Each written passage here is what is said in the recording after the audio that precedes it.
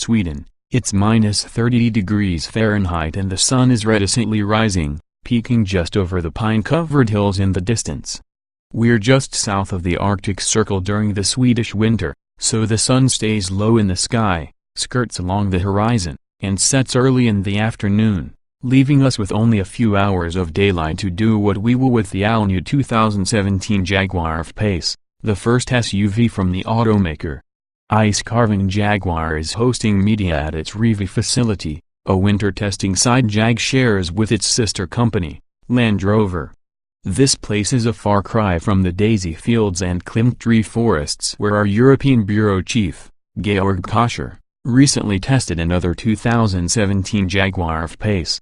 Every vehicle built by the English companies comes through this place at some point during development to get shaken down over 35 miles of circuits and skid pads carved into an ice-covered lake. The temperature means it's actually almost too cold to test today, because the ice becomes brittle and breaks in large chunks when it dips below minus 35 degrees. We climb into the cream-colored driver's seat of the cesium blue 2017 Jaguar F-Pace S. Turn on the heated seats and heated steering wheel, and push our numb hands against the car's heating vents. High performance for a people mover. The temperature readout on the all-new, very handsome and Control Touch Pro infotainment system begins to climb north toward zero as the feeling in our fingers finally but slowly comes back, so we turn the dial for the Jag's 8-speed automatic transmission to D as dry snow crunches beneath the car's Continental winter contact tires. There's a big prototype sticker on the side of the SUV since a few pieces of fit and finish need polishing, but the car is completely sound as far as its mechanicals are concerned. The F-Pace S snags not only the 380 horsepower, supercharged V6 from the F-Type but also the driveline from the all-wheel drive version of the sports car. That high-torque, on-demand, all-wheel drive is nice tech that includes Intelligent Driveline Dynamics IDD. A sensor Jaguar debuted on the F-Type and developed in-house to predict where to send power by using yaw rate, lateral acceleration, and steering wheel angle. As we talk to Glenn Longbottom, the man in charge of Pace's off-road capabilities, we better understand why a high-riding crossover should get such a high-performance system. Making a Macan fighter. The Porsche Macan changed this segment, says Longbottom. Early in F-Pace development, Jag engineers and product planners benchmarked the Audi Q5 and BMW X4, but the debut of Porsche's sporty small crossover stopped everything. Literally. The engineers took 8 weeks to rejigger their plans and immediately started pegging everything the F-Pace had to be able to do based on what the Macan was capable of. It's created a car with an interior targeted at the Audi Q5 and the dynamics of a Macan, says Longbottom. And I do think we've matched the Macan as far as capability. We unfortunately won't get to test the F-Pace in the dry, where the Macan really impresses, but we'll get a good idea of how the Jag chassis and drivetrain react in different modes during low friction, at limit driving. Wait, we're driving on ice? Jaguar has carved a humongous version of its sleeper logo into the ice and is using it as a circuit. As an aside, engineers admit they were surprised how well the marketing gimmick works as a handling course. We pull onto the leaper circuit, its edges marked by long, skinny sticks from the nearby forest, and put our foot down. The F-Pace is in Adaptive Dynamic Surface Response ADSR mode, which monitors rolling resistance and adjusts steering, powertrain, and stability control accordingly. The throttle feels mushy, but traction feels fantastic. Like we're driving on wet pavement, not 16-inch thick ice. We're moseying around the track in second gear with one hand on the steering wheel, using our other hand to play with the infotainment system's pinch and swipe iPad-like maps.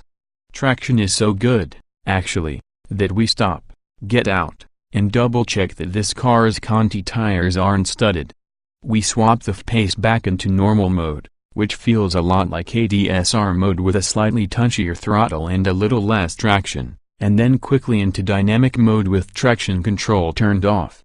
Now there's absolutely nothing mushy about the throttle, the rear end rotating slightly as we go through long corners, and we're burning through second gear into third and fourth as speed builds.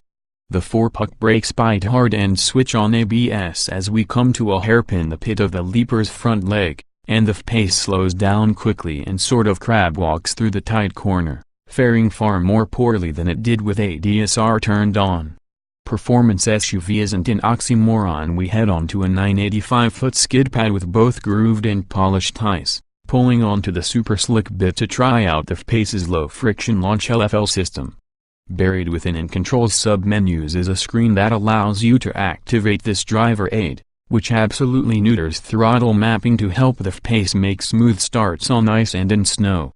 It's cool and works just fine, but it's also super nerdy, completely unnecessary, and will never be used in real life.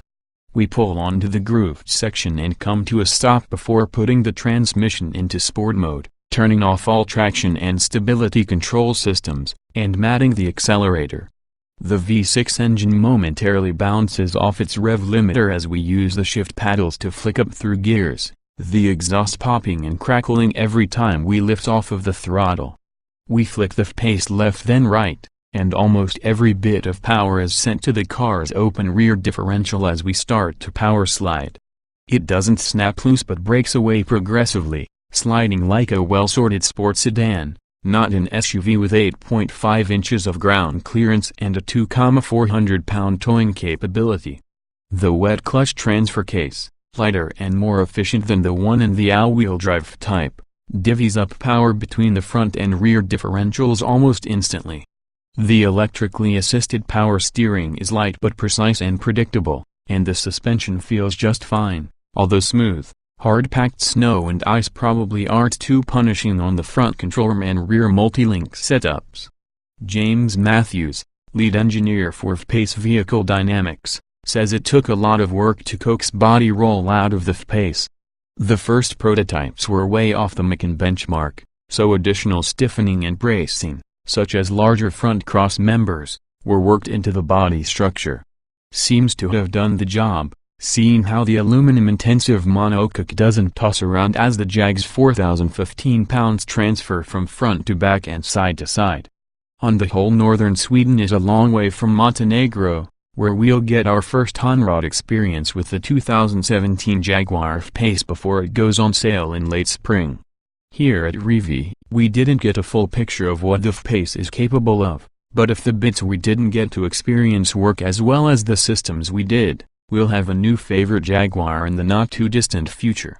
2017 Jaguar F-Pace S specifications on sale. Spring price, $57,695 base engine, 3.0-liter supercharged DOC 24-valve V63 80 HP at 6,500 revolutions per minute, 332 lb-ft at 4,500 revolutions per minute transmission. 8-speed automatic layout, 4-door, 5-passenger, front engine, AWD SUV EPA mileage, NA LXWXH, 186.3 by 81.5 by 65.0 in wheelbase, 113.2 in weight, 4,015 pounds 060 miles per hour, 5.1 seconds top speed, 155 miles per hour. Show more.